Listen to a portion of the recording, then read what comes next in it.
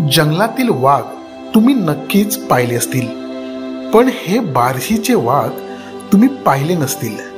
चला आज तुम्हाला या मागची गोष्ट सांगतो.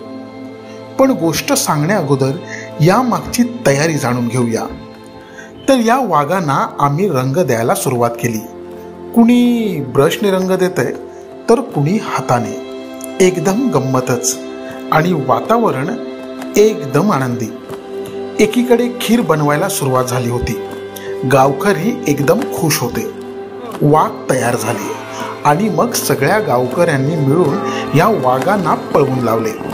चला आता या मागची परंपरा आणि कथा जाणून घेऊ.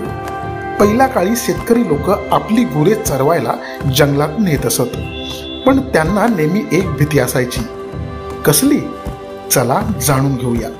मित्रांनो, याच्या मागची पूर्ण कथा परंपरा जर ऐकायची बघायची असेल तर याचा पूर्ण ब्लॉग आपल्या सुचा यूट्यूब चॅनलवर आलेला आहे, तर तो जाऊन एकदा नक्की बघा. तुम्हाला कोकणातील परंपरा आणि त्यामागची कथा ही बघायला ऐकायला भेटेल. धन्यवाद. जय शिवराय, जय शंभूराजे.